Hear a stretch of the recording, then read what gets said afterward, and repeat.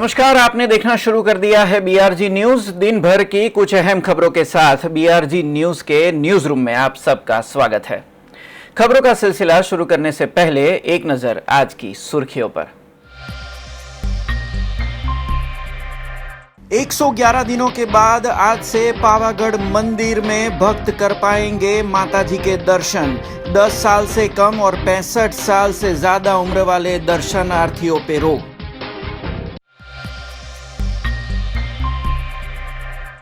Corona संक्रमण के चलते पालिका की सामान्य सभा अब होगी ऑनलाइन। 9 और 10 जुलाई को होने वाली सभाओं से होगी शुरुआत।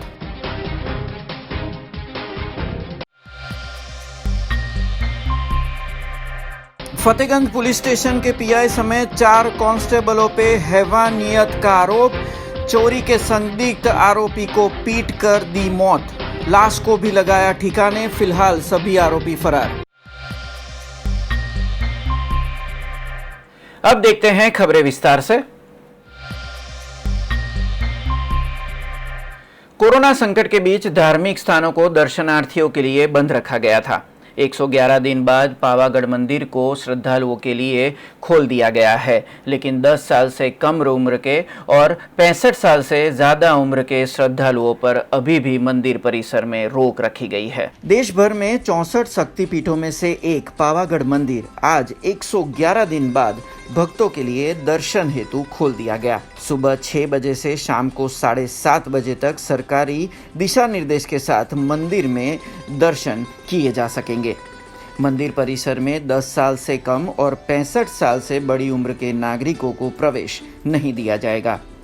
कोरोना संक्रमण के दिशा निर्देश, सोशल डिस्टेंसिंग समेत के नियमों का पालन करते हुए श्री कालिका माता मंदिर ट्रस्ट की ओर से आज से माताजी के दर्शन हेतु शर्तीय मंजूरी दी गई है। बरसाती माहौल के बीच आज दर्शन हेतु मंदिर में भक्त पहुंचे थे। पावागढ़ मंदिर के साथ वर्ल्ड हेरिटेज साइट में समाविष्ट ऐतिहासिक स्थल जो पावागढ़ के आसपास आए हुए हैं, उन्हें भी पर्यटकों के लिए कल से खोल दिया गया था। वहां पर भी कोरोना संक्रमण के दिशा निर्देशों का पालन अनिवार्य किया गया है।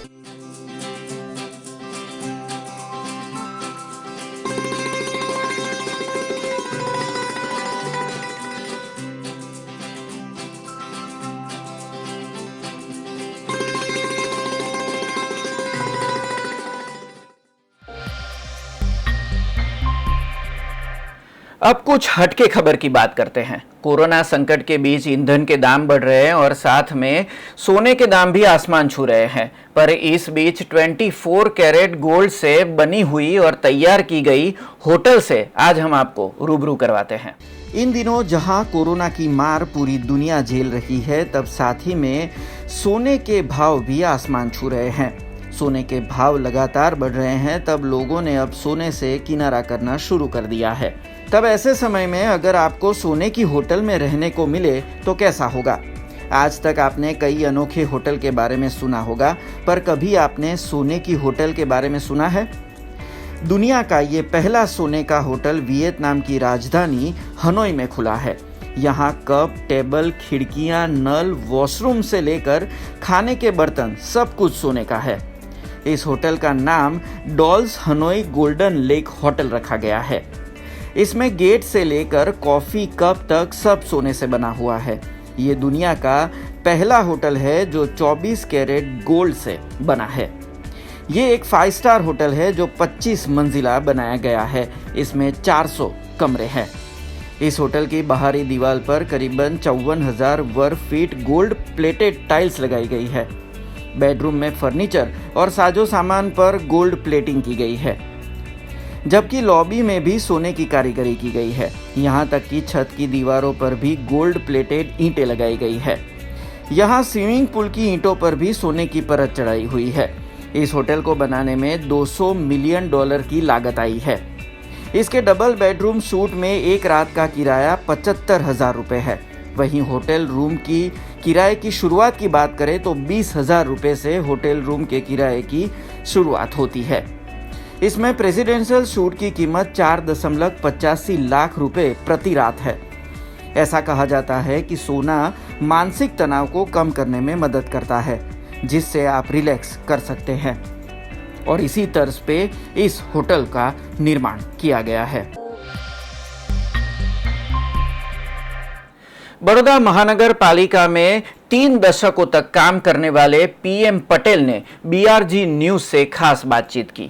इस बातचीत के दौरान उन्होंने अपने सेवा कार्य और सेवा काल के दौरान के कुछ अहम पलों को बीआरजी न्यूज से साझा किया। बीते 31 सालों से बड़ौदा महानगर पालिका में अपनी सेवाएं देने वाले पीएम पटेल से बीआरजी न्यूज ने खास बातचीत की। जूनियर इंजीनियर से अपनी कारकिर्दी की शुरुआत करने वाले पीएम पटेल अभी कुछ ही रोज पहले सिटी इंजीनियर के पद से सेवानिवृत्त हुए हैं। अपने 3 दशकों के कार्यकाल में संस्कार नगरी और गायकवाड़ी रजवाड़ी धरोहर बड़ौदा से पीएम पटेल बड़े करीब से रूबरू हुए हैं। आज उनकी बड़ौदा शहर के लिए दी गई सेवाओं के चलते बीआरजी ग्रुप के founder chairman Bakulesh Gupta, chairperson Lataben Gupta और मैनेजिंग डायरेक्टर सरगम गुप्ता की ओर से उन्हें शॉल पहनाकर उनका अभिवादन सम्मान किया गया था। अपनी बड़ौदा महानगर पालिका में फर्ज के दिनों के कुछ यादगार पलों को उन्होंने बीआरजी न्यूज से साझा किया। 1989 में बड़ौदा कॉर्पोरेशन में ज्वाइन थे जूनियर इंजीनियर तरीके और ત્યારબાદ ડેપ્યુટી એન્જિનિયર તો એક્ઝિક્યુટિવ એન્જિનિયર છેલ્લે સિટી એન્જિનિયર તરીકે અત્યારે નિવૃત્ત થયો છું।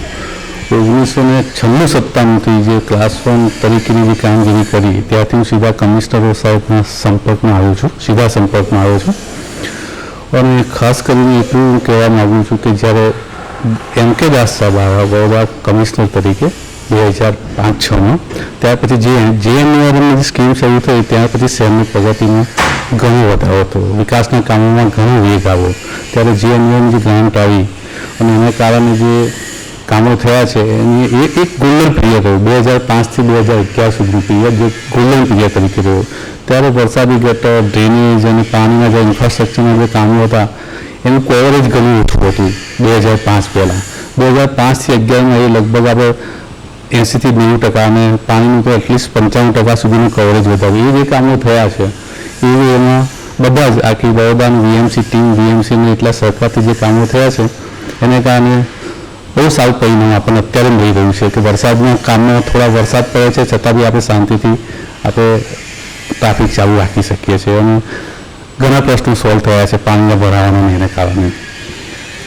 સિટી એન્જિનિયર તરીકે તો જ્યારે ચાર્જ 2013થી સંભાળ્યો ત્યાર પછીના બધા જ કામો જે ખરેખર ડીપના કામો થયા છે, વિકાસના કામ, પાણીના પ્રોજેક્ટો થયા છે, ડ્રેનેજના પ્રોજેક્ટો થયા છે, એ બધામાં આખો ટીમ વીએમસીના બધા જ ઇજનેરોની, બધા જ હોદ્દેદારોની, રાજકીય હોદ્દેદારોની અને વહીવટી હોદ્દેદારો બધાનો જ ફાળો છે, સંપૂર્ણ ફાળો છે અને જેના કારણે અત્યારે વિકાસના કામોમાં આપણે એક સારા ઉપર લેવલે પહોંચી શક્યા છે। બરોડા શહેર સ્માર્ટ સિટીમાં તો આપણે પહેલેથી જ 1થી 10માં રહ્યા છે અને હવે તો 1થી 5માં જ રહ્યા છે। એટલે સ્માર્ટ સિટીના કામોમાં ખાસ કરીને આઈટીના કામોમાં આપણને સારો પ્રોગ્રેસ થયો છે। ઇન્ફ્રાસ્ટ્રક્ચરના કામો અત્યારે ચાલી રહ્યા છે। સ્માર્ટ સિટીમાં લગભગ 90 કરોડના સ્માર્ટ રોડના કામો મંજૂર થયા છે જે અત્યારે શરૂ થયા છે। એના પરિણામ આપણને 2-3 વર્ષ પછી મળી શકશે।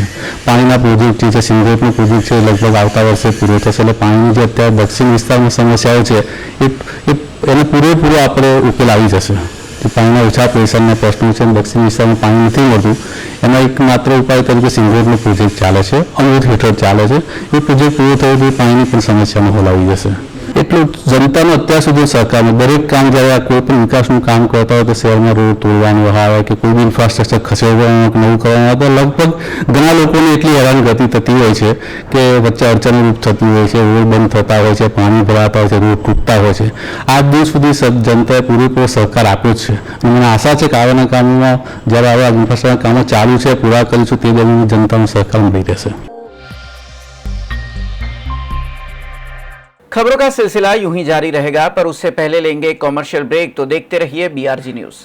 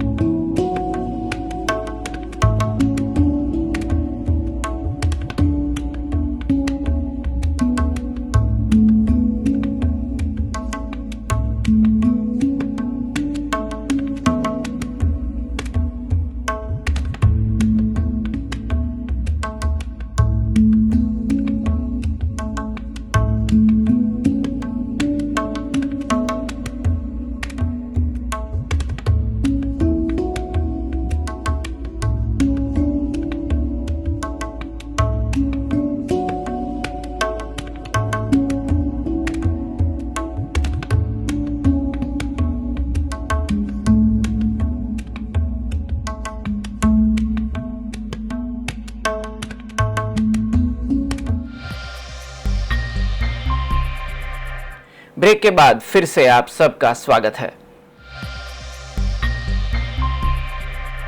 बड़ौदा शहर में कोरोना संक्रमण के बढ़ते व्याप के चलते पालिका प्रशासन ने एक अहम फैसला लिया है। शहर के सुचारू संचालन हेतु आयोजित होती सामान्य सभा अब ऑनलाइन होगी।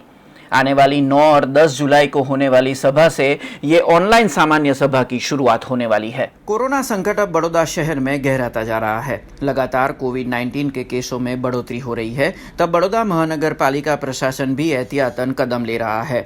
बड़ौदा शहर का संचालन सुचारू करने आयोजित होती बड़ौदा महानगर पालिका की सामान्य सभा अब ऑनलाइन आयोजित होगी। पालिका के मेयर समेत शासक पक्ष ने अब गांधीनगर गृह में आयोजित होती सभा को ऑनलाइन करने का फैसला लिया है, जिसके लिए पालिका सेक्रेटरी समेत सदस्यों ने तैयारियां भी शुरू कर दी है। आने वाली 9 जुलाई और 10 जुलाई को होने वाली सामान्य सभा ऑनलाइन होगी और उसके लिए पालिका प्रशासन के सभी सदस्यों को ट्यूटर के जरिए ट्रेनिंग भी दी जाएगी। અત્યાર સુધી આપણે અહીં આપણો સભા હોલ જે ડિસ્ટન્સ રાખવું જોઈએ સેફ ડિસ્ટન્સે રખાય નહીં, એટલા માટે આપણે ગાંધીનગર ગૃહમાં કરી, પરંતુ હવે એવું લાગે છે કે જે રીતે સંક્રમણ વધતું જાય છે, જે રીતે તકલીફો વધતી જાય છે, આપણે ત્યાં એસીમાં બેસીએ છીએ અને ખુલ્લું વાતાવરણ નથી હોતું। કદાચ ખોલીને પંખા મૂકીને બી કરી શકીએ, પરંતુ માઇકથી બોલવાનું અને આમ જોવા જાવ તો આનો જે સ્પ્રેડ છે એ આપણે કહીએ કે ગળામાંથી, આંખમાંથી, એમાંથી મોઢામાંથી, નાકમાંથી એમ જ જો જતો હોય છે, તો we have to be more careful now. અત્યાર સુધી કોઈને એવું સંક્રમણ કોર્પોરેટર્સમાં એકાદને બાદ કરતાં નથી થયું, પરંતુ હવે વધુ કોઈને તકલીફ ન થાય, કોઈ ભોગ ન બને સંક્રમણનો, એના પ્રિકોશનના ભાગરૂપે એવું નક્કી કરવામાં આવ્યું કે આપણે ઓનલાઈન સભા કરવી। એટલે આવનારી જે 2 સભા 4 સભા છે રાધર 9 તારીખે 2 અને 10 તારીખે 2 એ બધી જ સભા ઓનલાઈન કરવામાં આવશે અને એની બધી જ તૈયારીઓ સેક્રેટરી શ્રી એટલે કે અમારી આ બાજુની મેયર ઓફિસ બાજુનો સ્ટાફ આખો એને માટે સજ્જ છે અને એ લોકો પૂરેપૂરી તૈયારી કરશે। એ લોકો નક્કી પણ કરશે કે ભાઈ કઈ સિસ્ટમ દ્વારા, કઈ એપ દ્વારા આપણે આ કામગીરી, આ સભા કરવાની છે। એ બધાને એક ટ્યુટોરિયલ જેવું પણ મૂકશે કે કઈ રીતે એપ પોતાનામાં ડાઉનલોડ કરવી અને આ સભામાં જોઈન થવું। बड़ौदा महानगर पालिका की अतिक्रमण विभाग की टीम ने आज वार्ड नंबर 8 में अतिक्रमण हटाने की कार्यवाही की थी, जिसके दौरान मंदिर के बाजू में आए अवैध शेड को हटाते समय वहां पे स्थानिक लोग समेत अतिक्रमण विभाग और पुलिस के बीच संघर्ष की तस्वीरें सामने आई। बड़ौदा महानगर पालिका की अतिक्रमण विभाग की टीम ने आज वार्ड नंबर 8 में आए अतिक्रमण को हटाया था। मंगलेश्वर गेट के सामने आए माताजी के मंदिर के पास भजन कीर्तन के लिए एक शेड बनाया गया था, जिसको हटाने की कार्यवाही आज की गई। इसमें मंदिर के पुजारी समेत स्थानिकों ने इस कार्यवाही का विरोध प्रदर्शन किया था। कई कहेवा जेवुं नहीं, हूँ कही आ भाजप सरकार अपनी वडोदरा खाते, गांधीनगर खाते नरेंद्र भाई मोदी आ अपनी भाजपनी सरकार मंदिरों तोड़ावे छे। मस्जिदों છે બાર રોડ પર, એવા બધા મંદિરો છે 8 નંબર વોર્ડના કારેલી બાગમાં જેટલા નડતર છે એ નહીં તોડ્યું। આ મંદિરનું એમના આંખોમાં આવી ગયું છે। વણજારા સાહેબને અને બીજા વોર્ડ નંબરના 8માં જે કંઈ હોય નરેન્દ્રભાઈ મોદી સુધી વિડીયો પહોંચવો જોઈએ અને કે સાહેબ અમારો નિર્ણય અમને આલો, આગળ ચૂંટણી આવે છે, ચૂંટણી મારી મેળી તમને જીતવા જ નહીં દે, આ દાવો આલીને કહું છું તમને।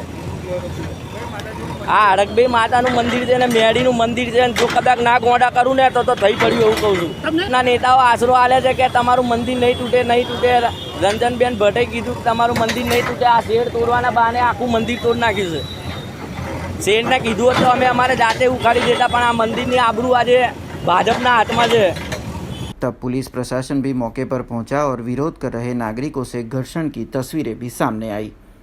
अतिक्रमण विभाग की टीम ने जेसीबी के जरिए मंदिर के बाजू में आए शेड को हटाया। इस दौरान भारी विरोध के बीच इस पूरी कार्यवाही को अंजाम दिया गया।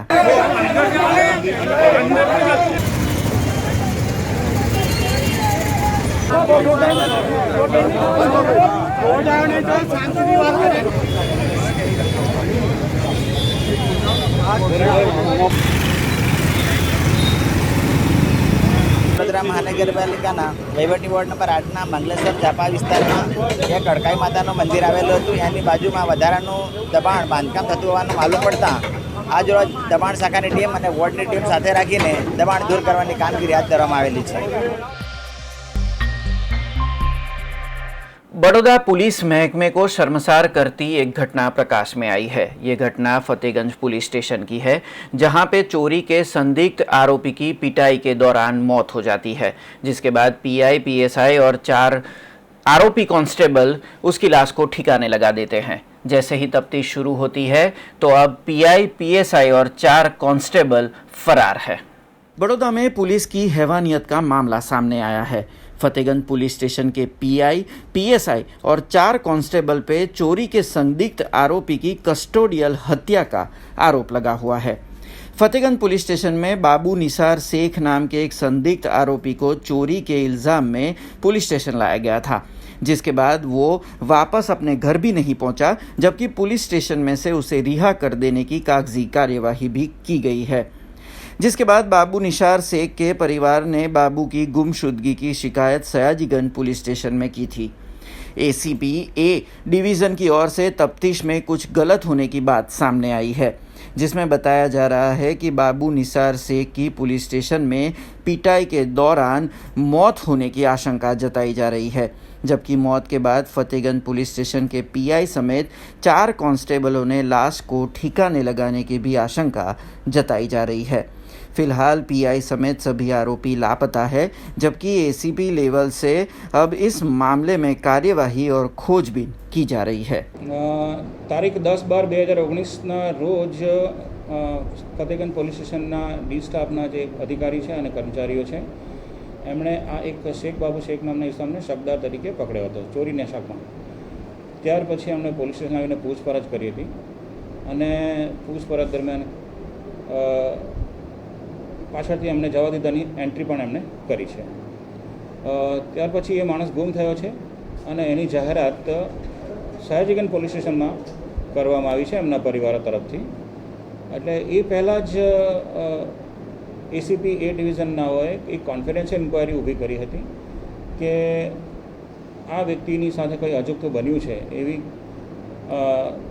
ઇન્ફોર્મેશનના લીધે એમણે તપાસ કરી હતી। બંને ઇન્ક્વાયરી મર્જ કર્યા પછી મારી પાસે તપાસમાં આવી હતી, તો મને મારી તપાસમાં એવું જણાયું કે આ વ્યક્તિની સાથે ખરેખર કોઈ અજુગતું બન્યું છે।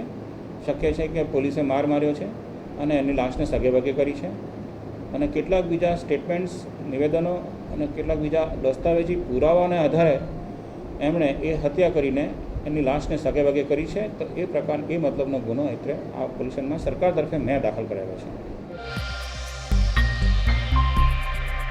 बड़ौदा में कोरोना संक्रमण के बढ़ते केसों के चलते बड़ौदा व्यापार विकास एसोसिएशन की ओर से एक प्रस्ताव रखा गया है, जिसमें व्यापार की समय मर्यादा निश्चित की गई है और ये समय मर्यादा सुबह 8 बजे से लेकर दोपहर 4 बजे तक रखने का प्रस्ताव रखा गया है।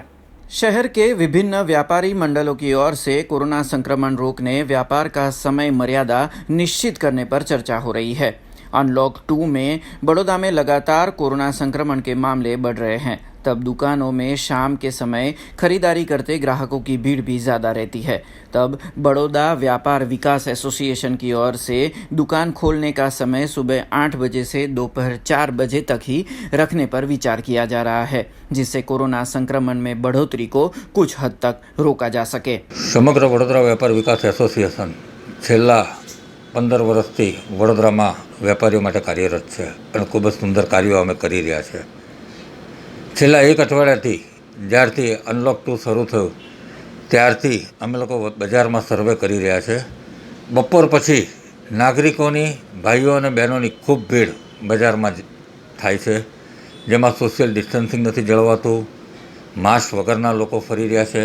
ધંધો 70 દિવસ પછી અમને ખૂબ વાલો હોય, પણ ધંધા કરતાં અત્યારના પરિવારના જાન જોખમ અને વેપારીઓના જાન જોખમની ખૂબ જરૂર છે। એમની જાનની અને સ્વાસ્થ્યની અમારે ખૂબ જ કાળજી લેવી।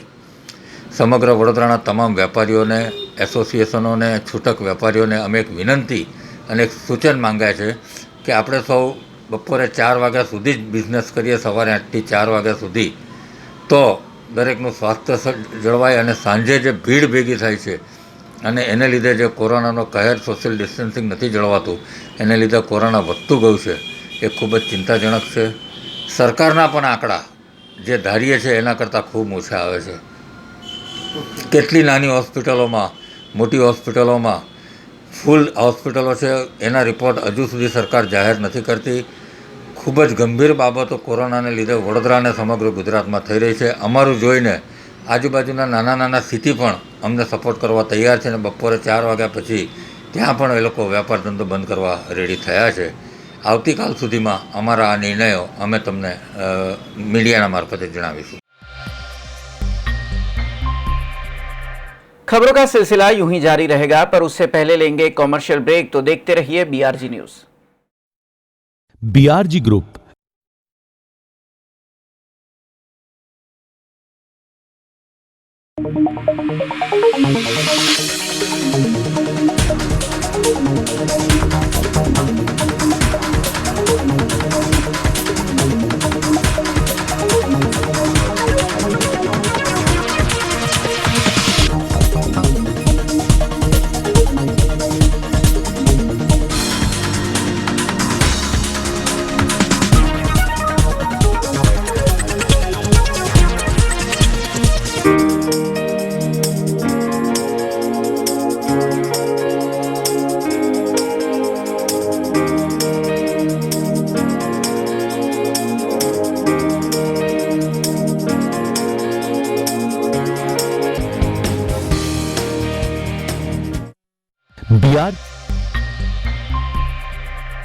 ब्रेक के बाद फिर से आप सबका स्वागत है.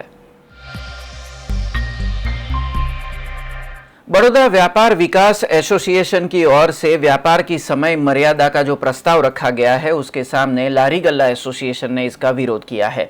लारी गल्ला एसोसिएशन में सब्जी विक्रेता भी आते हैं, जिनका कहना है कि सब्जी बिकने का समय शाम को 5 बजे के बाद है और उनकी आमदनी शाम को 5 बजे के बाद ही ज़्यादा होती है. बड़ौदा व्यापारी विकास एसोसिएशन ने कोरोना संक्रमण का हवाला देते हुए दुकानों में व्यापार का समय सुबह 8 बजे से दोपहर 4 बजे तक करने पर चर्चा हो रही है. तब बड़ौदा लारी गल्ला एसोसिएशन इसका समर्थन करने से इनकार कर रहा है. लारी गल्ला एसोसिएशन में सब्जी मंडी का भी समावेश होता है. तब कड़क बाजार की बात करें तो नौकरी पेशा लोग शाम को 5 बजे के बाद ही सब्जी लेने कड़क बाजार में आते हैं. वहीं शाम के वक्त ही इनकी आमदनी होती है. कर भुगतान समेत के खर्चों के सामने लारी गल्ला और सब्जी बेचने वाले लोगों की फिलहाल आर्थिक स्थिति बहुत खराब है. तब लारी गल्ला एसोसिएशन बड़ौदा व्यापारी विकास एसोसिएशन के व्यापार समय मर्यादा के प्रस्ताव का विरोध कर रहा है. આ એક વડોદરા વેપારી વિકાસ જે એસોસિએશન ખરું એણે ગઈકાલે એક જાહેરનામું બહાર પાડ્યું છે કે ભાઈ કોરોનાના સંક્રમણના લીધે 4 વાગ્યા સુધી ધંધો કરો, 4 વાગ્યા પછી બંધ કરવો. તેથી અમે લારી ગલ્લા એસોસિએશનના પ્રમુખ તરીકે તમામ લારી ગલ્લા પથાળાવાળા શાકભાજીવાળા છે એમને એક અત્યારે અપીલ કરી છે કે આપણે લારી ગલ્લા એસોસિએશન તરફથી આ બંધમાં જોડાવવું નહીં. કારણ કે લોકડાઉનમાં એ લોકોએ હાથીખાનાને શહેરના વેપારીઓએ ધંધો કર્યો છે, આ લોકોએ બિચારાએ ધંધો નહોતો કર્યો. 3 મહિનાથી ખોટમાં છે, એમનું ભરણ પોષણ અટકેલું છે. બીજું કે લાઇટ બિલ, વેરા બિલ, સરકારના વેરા ભરવાના છે, શિક્ષણની ફીઓ ભરવાની છે. આજે એમને ધંધામાં અત્યારે પણ એટલો નફો નથી જે દરરોજ થતો હતો. એ ધ્યાનમાં રાખીને પરિસ્થિતિ, આર્થિક પરિસ્થિતિને ધ્યાનમાં લઈ અને બીજું કે જો બંધ કરવું એ સરકાર નિયમ બહાર પાડે, એસોસિએશને શા માટે બહાર પાડવાની જરૂર છે. એટલે અમે એનો સખત વિરોધ કરી અને અત્યારે અપીલ કરવા નીકળ્યા છે કે ભાઈ આપણે અનલોક 2ની જે નીતિ નિયમ છે કે રાતે 8 વાગ્યા સુધી ખુલ્લું રાખવું, તો ત્યારે કારણ કે આ કડક બજારમાં નોકરિયાતો સાંજે 5 વાગ્યા પછી આવે છે, ધંધો જ સાંજનો છે, તો પછી શા માટે 4 વાગે બંધ કરે. એટલે અમે અત્યારે એ લોકોનો સખત વિરોધ કરીએ છીએ અને આ લોકોને 8 વાગ્યા ધંધો ચાલુ રાખો એ અપીલ કરવા નીકળ્યા છે. લોકડાઉનમાં અત્યારે જે અમારે કહેવાનું સાહેબ એટલું જ છે કે અત્યારે જે લોકોની પાસે પૈસા નથી, તકલીફ છે અને આવી રીતે જે થોડું ઘણું વ્યવહાર ચાલે છે એવી રીતે તો કરવું જ જોઈએ. અને પૈસા આવે તો માણસનો વ્યવહાર થાય, જિંદગી જીવન જીવી શકીએ આપણે. અને કોરોના જેટલા બી જે આપણા સરકારી નિયમ છે, માસ્ક છે, સેનિટાઈઝર છે, ગ્લોવ્સ છે, એવી રીતે આપણે બધું વ્યવસ્થિત ડિસ્ટન્સ રાખવાનું એવી રીતે કામ કરીશું.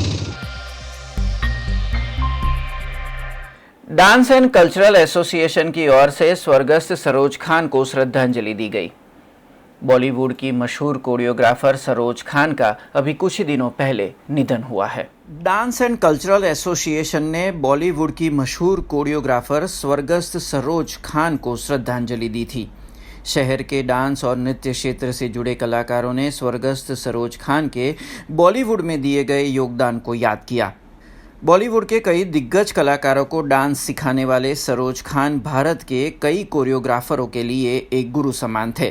तब बड़ौदा के सभी नृत्य कलाकारों ने स्वर्गस्थ सरोज खान के निधन को भारतीय फिल्म जगत का सबसे बड़ा नुकसान बताया।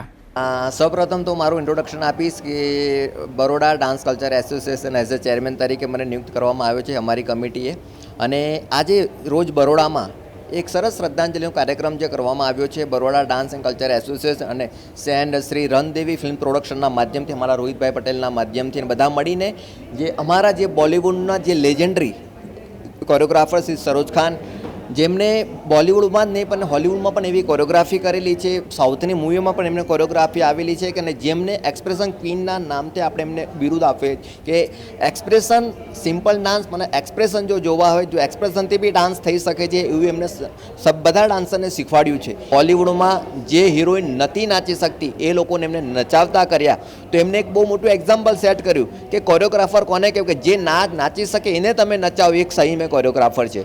તો આજે Baroda dance and culture association અને શ્રી રણદેવી ફિલ્મ્સના માધ્યમથી બરોડામાં એક શ્રદ્ધાંજલિનો જો કાર્યક્રમ જે થયો ખરેખર અદ્ભુત હતો, અને દરેક આનું ઉદાહરણ લઈને દરેક જેટલા બી ડાન્સર છે જે બી સ્ટેટમાં હોય એ લોકો આવો કાર્યક્રમ કરે, અને સાચે ડાન્સરો તો તમે આવી એક પ્રખ્યાત જો ફેમસ ડાન્સર જે લેજન્ડરી કે આપણે એમને પણ શ્રદ્ધાંજલિ આપવી જોઈએ. નમસ્કાર મિત્રો, આજે અહીંયા ડાન્સ એન્ડ કલ્ચર એસોસિએશન દ્વારા અને શ્રી રણદેવી ફિલ્મ્સના ઓનર મિસ્ટર રોહિત પટેલ દ્વારા સુપ્રસિદ્ધ કોરિયોગ્રાફર બોલિવૂડના સરોજ ખાનજીને આજે શ્રદ્ધાંજલિનો કાર્યક્રમ અહીં રાખવામાં આવ્યો છે. તો સૌપ્રથમ તો એ કહેવા માંગીશ કે હું એક અભિનેત્રી છું, તો હું એઝ અ અભિનેત્રીની નજરથી જોઉં ને તો સરોજ ખાનજી હાલમાં પણ જેમ તમે અહીંયા જોઈ રહ્યા છો તો અત્યારે હાલમાં અહીં ઉપસ્થિત છે, તે અહીંના ડાન્સરોમાં એ ઉપસ્થિત છે. તો મારી નજરથી તો મને એવું જ લાગે છે કે સરોજ ખાનજી અત્યારે અહીં ઉપસ્થિત છે. પણ એક વાત કહેવાય ને કે ગુરુ વગર જ્ઞાન નથી મળતું અને જ્ઞાન વગર સમૃદ્ધિ નથી મળતી. તો બસ આજે અમે લોકો અહીં એ જ પ્રાર્થના કરી રહ્યા છે કે સરોજ ખાનજી હવે ગમે ત્યાં રહે પણ તેમનો આશીર્વાદ સદા અમારી પર બન્યો રહે. वल्लभ यूथ ऑर्गेनाइजेशन की ओर से सेवा संकल्प के तहत कोरोना के इस समय में लगातार सेवा कार्य किया जा रहा है। राज्य कक्षा के मंत्री, सांसद और विधायक की उपस्थिति में करीबन 150 जितने ब्राह्मणों को सहायता राशि वितरित की गई। वल्लभ यूथ ऑर्गेनाइजेशन की ओर से 150 से ज्यादा ब्राह्मणों को 2100 रुपये की सहायता राशि वितरित की गई थी। कोरोना काल में अनलॉक 1 और अब अनलॉक 2 चल रहा है, पर धार्मिक कार्यक्रमों पर रोक लगाई गई है। तब कर्मकांड और धार्मिक कार्यों से अपने परिवार का पोषण करते ब्राह्मणों के लिए फिलहाल ये कोरोना स्थिति बड़ी चुनौती से भरी हुई है। तब सेवा संकल्प के तहत वैष्णव संप्रदाय संगठन वीवाईओ ने इन्हें मदद की है। व्रजधाम आध्यात्मिक संकुल पे परम पूज्य 108 व्रजराज महोदय की ओर से ये सेवा कार्य किया गया था, जिसमें राज्य कक्षा के मंत्री योगेश पटेल के साथ सांसद रंजनबेन भट्ट समेत विधायक शैलेश मेहता भी मौजूद रहे थे।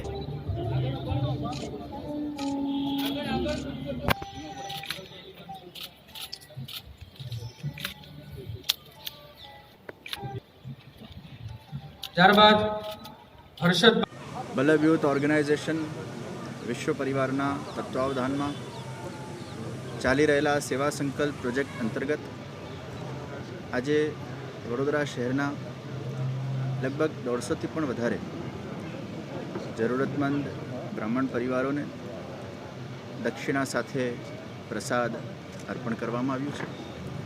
આના પહેલાં પણ લગભગ 350થી પણ વધારે બ્રાહ્મણ પરિવારોને વિવાહોના માધ્યમથી અનાજની કિટ્સ એ આપવામાં આવી હતી. લોકડાઉનના કારણે અનલોક 1 અને 2માં જે સાઈડ ઇફેક્ટ ઊભી થઈ અને આજે બીજા 3, 4, 5 મહિના પણ બ્રાહ્મણ પરિવારોને ખૂબ તકલીફ પડવાની છે, કારણ કે કોઈ શુભ માંગલિક પ્રસંગોના વિશેષ આયોજનો થવાના નથી, કર્મકાંડો વિશેષ થઈ નથી રહ્યા. ત્યારે બ્રાહ્મણ સમાજને ખરેખર ખાસ કરીને કર્મકાંડી બ્રાહ્મણોને આજે વિશેષ આર્થિક વ્યવસ્થાની આવશ્યકતાઓ છે. ત્યારે વિવાહો દ્વારા આ એક અમારો પ્રયાસ છે કે ફૂલની તો ફૂલની પાખડી સમાન જે રીતે આપણે એમને સહયોગ આપી શકીએ એ રીતે અહીંયા એક આયોજન ગોઠવવામાં આવ્યું છે.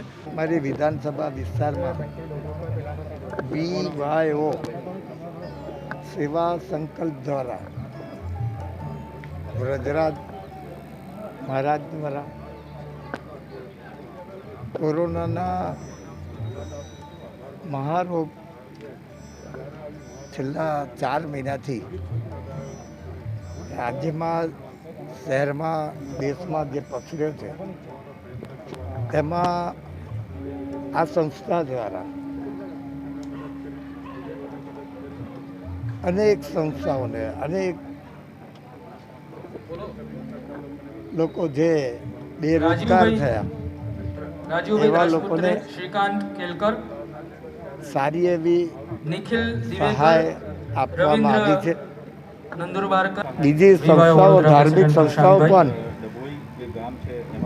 આવી મદદ કરે છે, અમારી કમિટી જેનાથી શ્રી ધુમિલભાઈ મહેતા ગમે તેવી આડમારી હોય દેશમાં પણ માનવજાતનું મનોબળ બી જળવાઈ રહે છે અને ખરાબ સમયમાં આશીર્વાદ રૂપ આ વિસ્તારના આ સંસ્થાને કાઉન્સિલર મારા અભિનંદન. खबरों का सिलसिला खत्म करने से पहले एक नजर आज की सुर्खियों पर. 111 दिनों के बाद आज से पावागढ़ मंदिर में भक्त कर पाएंगे माताजी के दर्शन. 10 साल से कम और 65 साल से ज्यादा उम्र वाले दर्शनार्थियों पे रोक.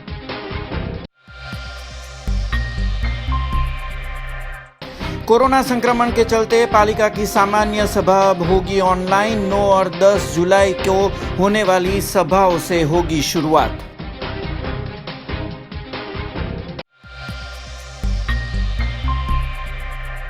फतेहगंज पुलिस स्टेशन के पीआई समेत 4 कांस्टेबलों पे हैवानियत का आरोप.